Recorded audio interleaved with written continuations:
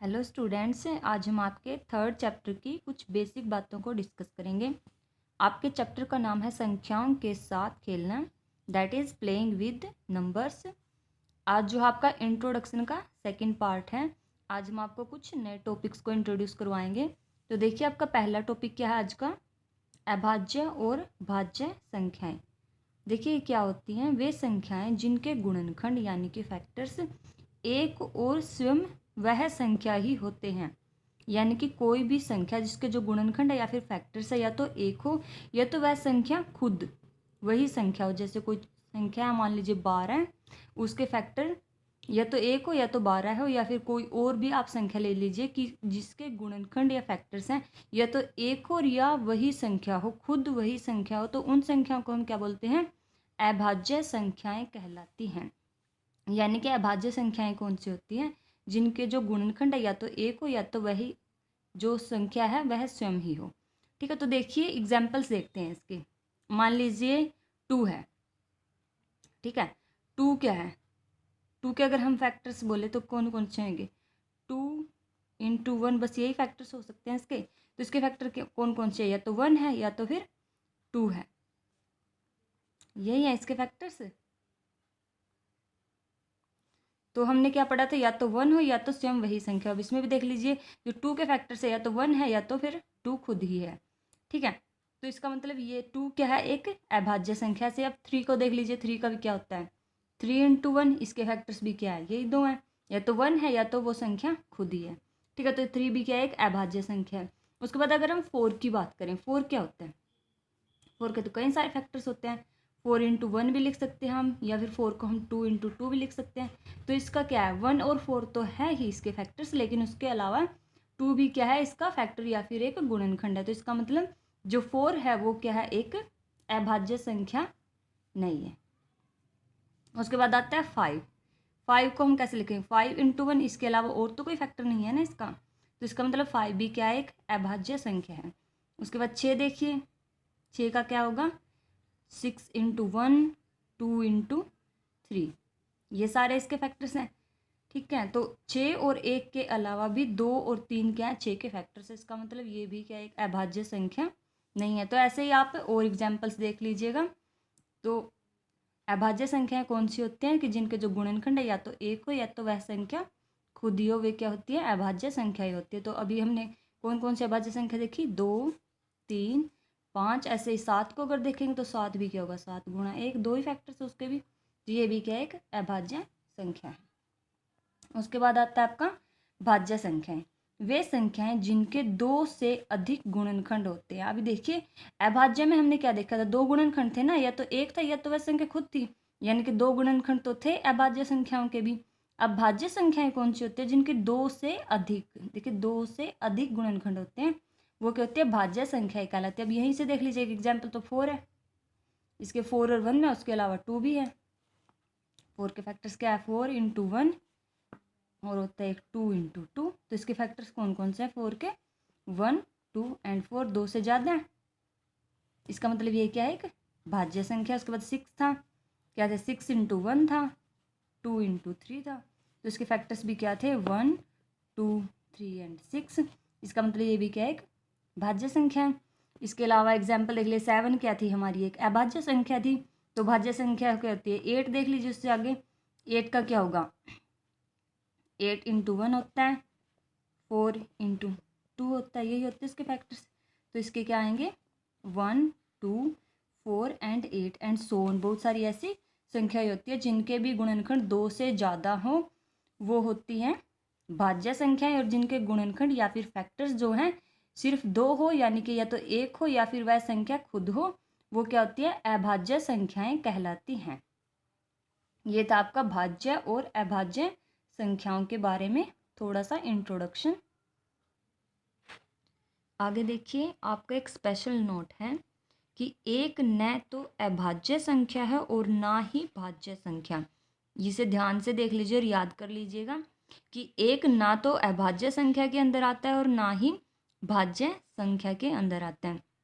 जब हमने अभाज्य और भाज्य संख्याएं पढ़ी थी तो हमने 2 से शुरू किया था। ठीक है, 2 के बाद जितनी भी संख्याएं हैं वो या तो भाज्य होंगी या तो अभाज्य होंगी, लेकिन 1 जो है वो ना तो अभाज्य संख्या है और ना ही भाज्य संख्या है। आगे देखिए, आपका एक एग्जाम्पल है, 15 से छोटी सभी अभाज्य संख्याएं लिखिए। ठीक है, 15 से छोटी अभाज्य संख्याएं हमें लिखनी है।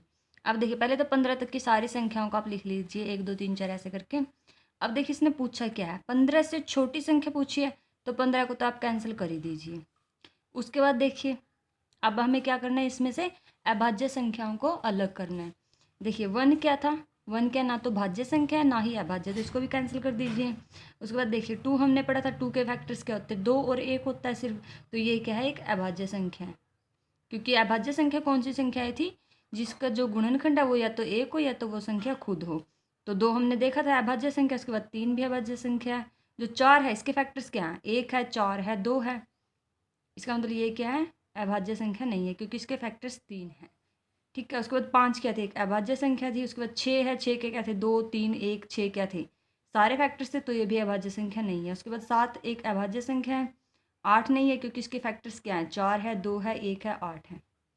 9 जो है इसके 3 है, 1 है और 9 है, तो ये भी अभाज्य संख्या नहीं है।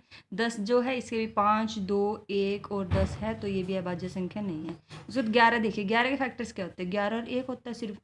इसके अलावा कोई भी ऐसी संख्या नहीं है जो इसको विभाजित कर सके। ठीक है, क्योंकि गुणनखंड क्या होते थे, जो उस किसी भी संख्या को पूर्ण विभाजित करे। तो वही देख रहे हैं हम, गुणनखंड क्या हो, या तो 1 हो या तो वो संख्या स्वयं हो।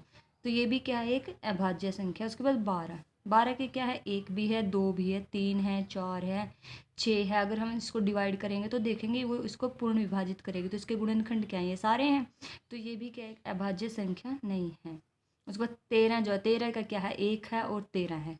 ठीक है, तो ये भी क्या एक अभाज्य संख्या है। उसके बाद 14 को देखें तो 2 भी डिवाइड कर सकता है, 7 भी कर सकता है, 1 और 14 तो है ही, तो इसके फैक्टर्स या गुणनखंड क्या है, 2 से अधिक है, तो ये क्या एक भाज्य संख्या है, यानी कि एक अभाज्य संख्या नहीं है, तो इसको भी हम कैंसिल कर देंगे।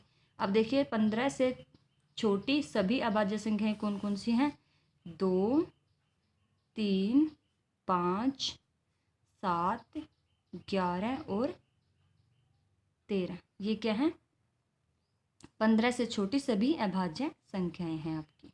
ठीक है, यहाँ पे आपका भाज्य अभाज्य का टॉपिक कंप्लीट होता है। अब हम क्या करेंगे, नेक्स्ट टॉपिक को डिस्कस करेंगे, थोड़ा सा नया टॉपिक इंट्रोड्यूस करवाते हैं आपको। अब क्या है, सम और विषम संख्याएं। अब क्या हमारा टॉपिक, सम और विषम संख्याएं। तो देखिए क्या होती हैं ये, जो संख्याएं 2 का गुणज होती हैं, जो भी संख्याएं जो 2 का गुणज होती है वो क्या होती है, सम संख्याएं कहलाती है। इन्हें हम इवन नंबर्स भी बोलते हैं। ठीक है, अब गुणज देखिए, गुणज क्या था, मल्टीपल था या फिर गुणा थी। मतलब 2 की या 2 या फिर कोई भी संख्या अगर हम उसकी किसी से भी गुणा करें तो जो भी हमारा आंसर आएगा वो क्या होता है, गुणज होता है। तो अब हम क्या पढ़ रहे हैं कि जो संख्या 2 का गुणज है, यानी कि 2 का मल्टीपल है, वो क्या होती है, इवन नंबर्स बोलते हैं हम उनको, या फिर सम संख्याएं बोलते हैं। तो 2 के गुणज कौन कौन से होंगे, देखिए 2 गुणा 1 बराबर 2, 2 गुणा 2 बराबर 4, 2 गुणा 3 बराबर 6, 2 गुणा 4 बराबर 8, 2 गुणा 5 बराबर 10 एंड सो ऑन, जितने भी हैं 2 के गुणज 2 की गुणा करते जाइए, 6 7 8 9 10 11 12 सबसे आप 2 की गुणा करते चले जाइए, तो जितनी भी संख्याएं आएंगी वो क्या होंगी, 2 की गुणज होगी। और उन सभी संख्याओं को हम क्या बोल रहे हैं, सम संख्याएं या फिर इवन नंबर्स बोलते हैं। तो क्या है यहाँ से, 2 4 6 8 10 12 14 एंड सो ऑन, जो भी 2 की गुणा आएगी, 2 के मल्टीपल्स आएंगे, वो सारे क्या हैं, सम संख्या या फिर इवन नंबर्स हम उनको बोलते हैं। उसके बाद देखिए कि ओड नंबर्स या फिर विषम संख्याएं जो होती हैं उन्हें क्या, वो कौन सी होती हैं, वो प्राकृतिक संख्याएं। प्राकृतिक संख्याएं आपको पता होगी कौन सी थी, 1 से शुरू होकर इन्फिनिटी तक जितनी भी संख्याएं थी उन्हें हम प्राकृतिक संख्याएं बोलते हैं। और यहाँ पे क्या है, विषम संख्याओं की डेफिनेशन क्या है, वो प्राकृतिक संख्याएं जो 2 का गुणज नहीं है, वो क्या होते हैं, विषम संख्याएं या फिर ओड नंबर्स हम उनको बोलते हैं, वो कहलाते हैं। ठीक है, देखिए सम संख्याएं कौन सी थी, जो 2 का गुणज थी, उन्हें हम सम संख्याएं या फिर इवन नंबर्स बोलते हैं। अगर ओड नंबर्स या फिर विषम संख्याओं की हम बात करें तो वो कहते हैं कोई भी प्राकृतिक संख्या जो 2 का गुणज नहीं है।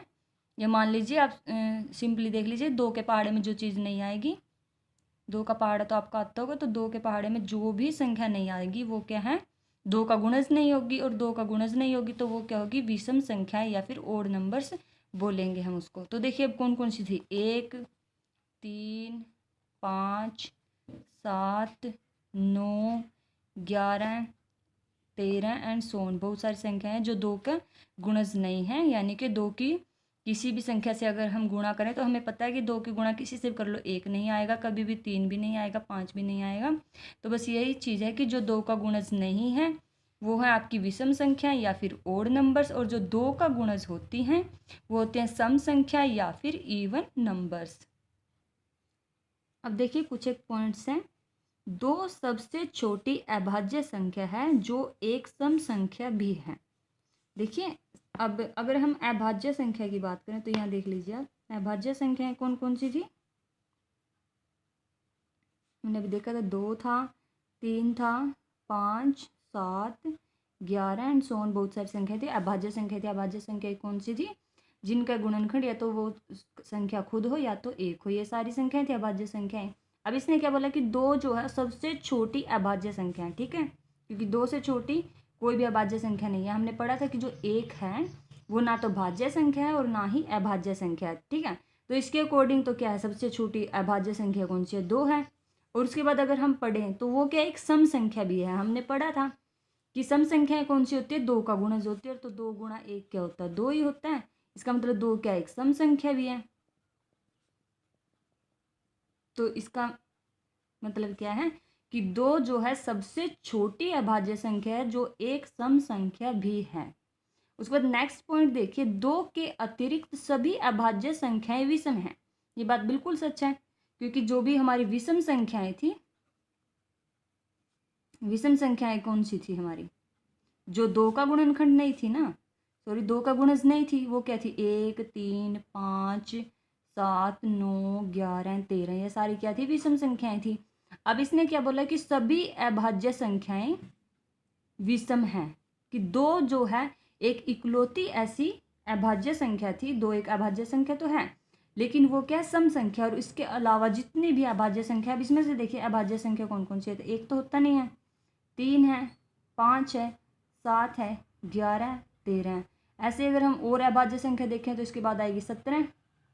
तो ये सारी संख्याएं क्या हैं, विषम संख्याएं हैं।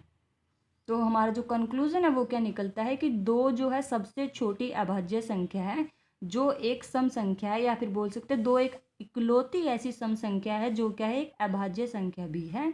और इसके अलावा 2 के अतिरिक्त जितनी भी अभाज्य संख्याएं होंगी वे सारी क्या होंगी, विषम संख्याएं होंगी।